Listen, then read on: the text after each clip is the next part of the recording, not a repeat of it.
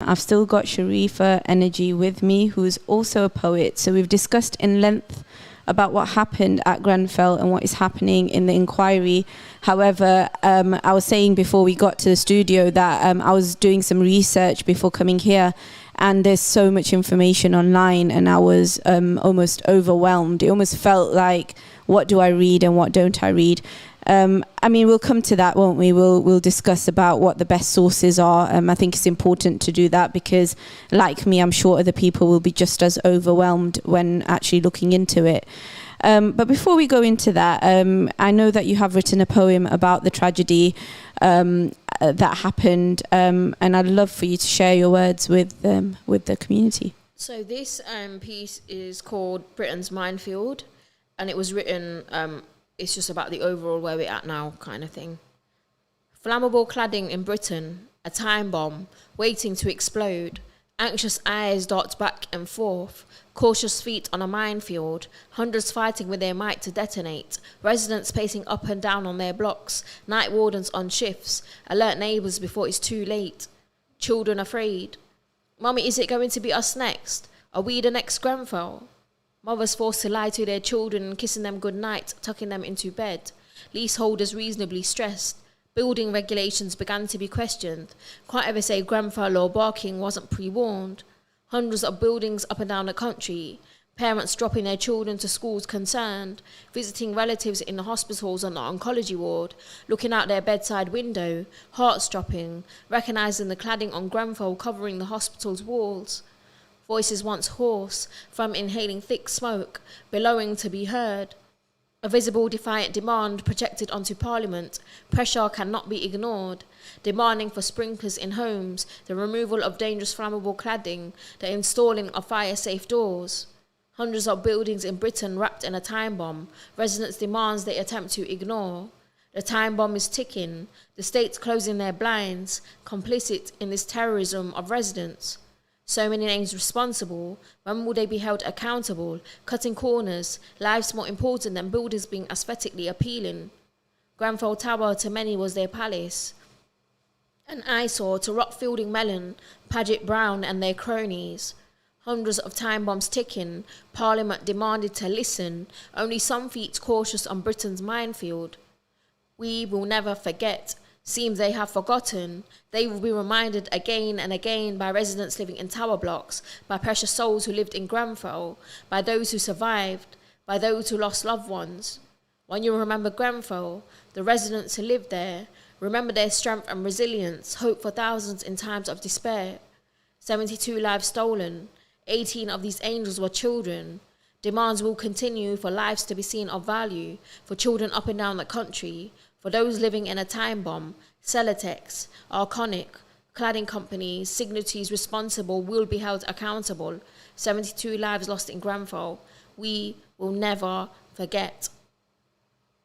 Thank you for sharing that, Sharefa. That was quite touching, and I could see you were visibly moved as well while reading your own words. Before we wrap up today, I think it's important to share some of the contacts and the websites that people can go on and have a look in order to find out more information. I did share that BBC already do a podcast in relation to this, so you can actually just search on their website anyway, and it comes up with each and every bit of the inquiry. But is there other people that you would recommend to follow to find out some more? I think Twitter's a really good place to keep updated because they do like daily updates. There's people that tweet on that throughout the inquiry, and it's just nice to kind of get sound bites. I think sometimes it becomes overwhelming when people haven't been keeping up to date with everything. But if you kind of keep up to date like every week and just, you know, that kind of thing. But Pete Apps on Twitter, follow Pete Apps, follow Inside Housing, follow Grenfell United, of course, follow Rags Martel. He's from ITV and he does like really good little sound bites. And when Pete Apps, when he's not covering it, he always tweets out which other reporters from Inside Housing. But Inside Housing are really amazing in terms of just keeping people updated. Also, my friend Firoza, she is from one of the bereaved families, and she is also she has her exhibition called Golden Ashes on Bramley Road. So if anyone ever is in London, definitely go to see it. It's on Bramley Road and Preston Road, so just near Latimer Station. You can also, so she's done like a photography exhibition of the community, survivors, bereaved, for people to be able to tell their own stories.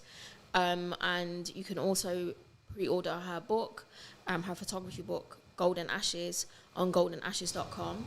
And yeah, I just think it's really important to continue to support people in the community doing what they're doing.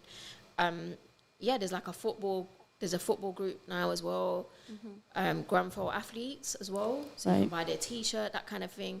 So even for Rosa's book, the money that everyone puts in to buy the book, that will go to the Grenfell Foundation and support the mental health services in the area. Grenfell athletes are set up by the community. So it's that kind of a thing, and just staying updated and just like making sure it's not just something that we talk about on the anniversary. And I guess where possible, when requested to write to our MPs or do some lobbying, then get behind it. Please write to your MPs and ask them to make sure they support the MPs. Put pressure about the fire safety bill. Put pressure about removing the flammable cladding from all buildings, not just the ones over 18 meters for the people living in under 18 meters. That in itself is solidarity. And yeah, just to continue to follow it and just see what you are able to do in terms of applying pressure. Awesome. Thank you for your time today, Sharefa. I really appreciate it. It's been insightful and actually really eye-opening as well, speaking about it on and off the radio, actually. Thank you for listening to In Retrospect. Next week, inshallah, we will be exploring football and racism, as it's been very topical this week. And we want to actually explore it from a local perspective, as well as what is going on at grassroots level in terms of football. Something that is forgotten, because many of our community actually do and play at grassroots. And we'll be giving them a voice. So thank you for listening.